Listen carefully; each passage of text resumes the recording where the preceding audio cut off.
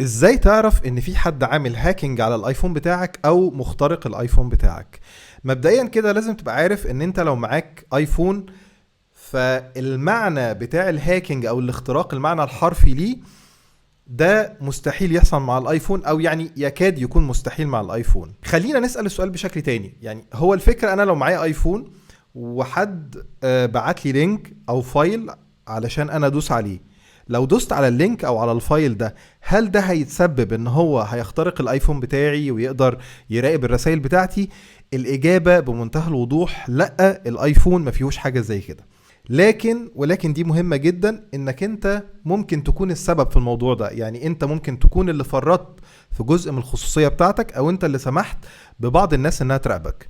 طيب ده بيحصل ازاي؟ بيحصل ان مثلا حاجة زي حساب الاي كلاود بتاعك يكون مع حد تاني. فحد ممكن يقول لي طيب هو حساب الاي كلاود بتاعي ازاي يكون مع حد تاني؟ اقول لك ان في بعض الناس وهي بتشتري الايفون بتاعها جديد، فهي ما عندهاش خبره قوي في الموضوع، فيخلي الراجل اللي واقف في المحل بتاع الموبايلات او يخلي حد من قرايبه يعمل له الحساب بتاع الاي كلاود، يبقى معاه اسم المستخدم وكلمه السر، ودي بيانات مهمه جدا ما ينفعش تكون مع حد غيرك. طيب برضو ايه المشكله لما يكون حساب الاي كلاود بتاعي موجود مع شخص تاني؟ المشكله ان لو الشخص ده مش امين، فهو ممكن ياخد البيانات بتاعه الاي كلاود بتاعك، يفتحها على جهاز ايفون تاني، وبالتالي يقدر يعرف انت بتتصل بمين، مين بيتصل بيك، يقدر يعرف تحركاتك، يقدر يعرف مكانك، صورك، يشوف البيانات اللي انت بترفعها على الاي كلاود، يقدر يشوفها، يعني يقدر يطلع على جزء من البيانات بتاعتك. طيب ازاي اتاكد ان الاي كلاود بتاعي ده مش مفتوح على اي جهاز تاني؟ هتروح على settings او اعدادات، وهتدوس على اسمك فوق خالص، وهتنزل تحت هتلاقي كل الأجهزة المرتبطة بالاي كلاود بتاعك. لو لقيت اي جهاز غريب موجود على الاي كلاود، هتدخل عليه وفورا هتشيله من على الاي كلاود. وعلشان تضمن ان مفيش حد يقدر يستخدم حساب الاي كلاود بتاعك، ودي مهمة اي حد لازم يعملها سواء لقى جهاز غريب او ملقاش جهاز غريب، هيروح على السيتنجز ويدوس على اسمه، وبعد كده هينزل على password and security، وهيروح على الاوبشن بتاع two factor authentication ويتاكد ان الاوبشن ده on. الاوبشن ده فايدته ان محدش يقدر يستخدم الاي كلاود بتاعك الا لما بيبعت كلمة سر او كود، بيبعته على شاشة الموبايل بتاعك اشعار بيفهمك ان في حد بيفتح الاي كلاود بتاعك. هل تسمح له ان هو يفتح الاي كلاود بتاعك؟ ومش هيقدر يفتحه الا لما ياخد الكود اللي ظهر لك على الشاشة. بكده انت ضمنت ان مفيش اي حد غيرك هيستخدم الاي كلاود بتاعك حتى لو معاه الباسورد بتاعتك. ثانيا، في ناس بتعمل حاجه اسمها سكامز. السكامز دي حاجه قديمه مش حاجه جديده.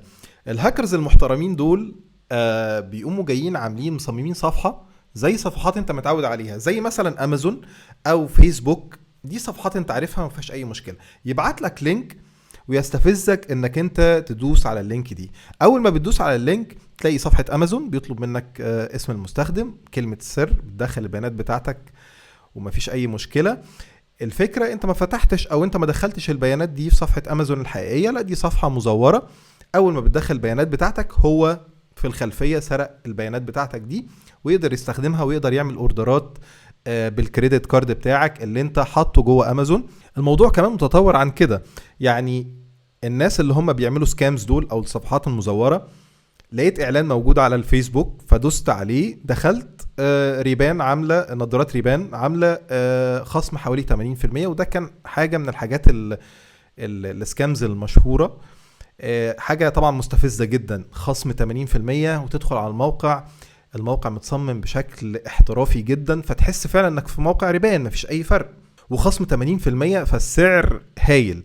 فبتدخل طبعا بتكمل كأنك بتشتري من اي موقع، وبتدخل بيانات الكريدت كارد، يعني انت كده سلمته الفلوس مباشرة في ايده. طبعا بياخد البيانات بتاعت الكريدت كارد دي ويتعامل بيها، وبيبيعوا البيانات بتاعت الكريدت كارد، لانه ما بياخدش البيانات دي منك بس، بياخدها من ناس كتير جدا، وبيبدأوا يبيعوها في مناطق مخصصة لبيع الكريدت كاردز المسروقة.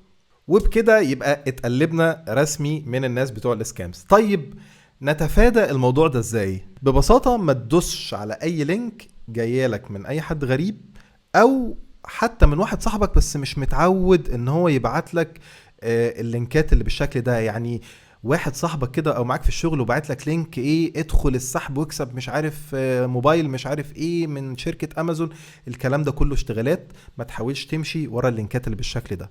وكمان وده الاهم، اوعى تستخدم الكريدت كارد بتاعك الا في موقع ثقة وجربته قبل كده وعارف كويس جدا ان ده الموقع مش صفحة مزورة من الموقع.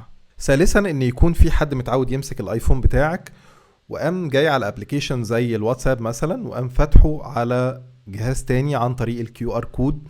فده برضو مش هاكينج، هو ده انت اللي فرطت في الخصوصية او الشخص ده ما كانش امين ففتح الواتساب ده على جهاز تاني. وعلشان تتأكد ان الواتساب بتاعك مش مفتوح على اي جهاز تاني، هتفتح الواتساب عندك في الايفون وتروح على settings وتروح على linked devices وتتأكد ان مفيش اي جهاز غريب فاتح الواتساب بتاعك. وطبعا لو لقيت اي جهاز بتعمل له ريموف او بتشيله من على الواتساب. طبعا الثلاث حاجات اللي انا اتكلمت فيهم دول ما يعتبرش هاكينج اتعمل على الايفون، ده مجرد انا سربت البيانات، يعني انا ما حافظتش على الحاجة بتاعتي وبالتالي الناس قدرت تخترق الخصوصية بتاعتي او تعرف جزء من البيانات بتاعتي. واخيرا نصيحة مهمة جدا جدا جدا، ممنوع منعا باتا ان اي شخص يعرف كلمة السر اللي انت بتفتح بيها الموبايل، اللي هي ال6 ارقام اللي انت بتفتح بيهم الايفون بتاعك، ممنوع ان اي شخص يعرفهم. يعني لو واحد صاحبك قالك انا عايز اتكلم في الموبايل او عاوز اشوف حاجة على التليفون بتاعك، ما تديلوش الباسورد بتاعتك، لا انت افتح له الموبايل واديهوله. طيب ليه انا بقول كده؟ لان ببساطة لو اي حد عرف كلمة السر بتاعت الايفون بتاعك يقدر يوديك ورا الشمس.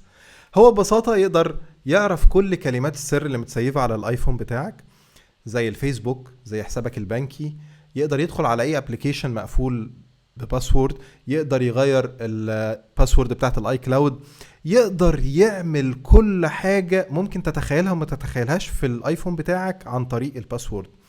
فدي وإن كانت هما 6 أرقام، معلومة صغيرة جدا بس منتهى الخطورة إن حد يكون عارفها. طبعا في بعض الناس ودول قليلين ما بيحطوش باسورد على الآيفون ودي كارثة. ما تحطش باسورد ولا باسورد سهلة ولا حد يعرف الباسورد بتاعتك علشان تحافظ على الداتا بتاعتك، لأن دي مهمة جدا جدا جدا. يعني لو مش هتعمل أي حاجة من الحاجات اللي فاتت يا ريت خد بالك من الباسورد بتاعت الآيفون بتاعك. طيب انا كده خلصت.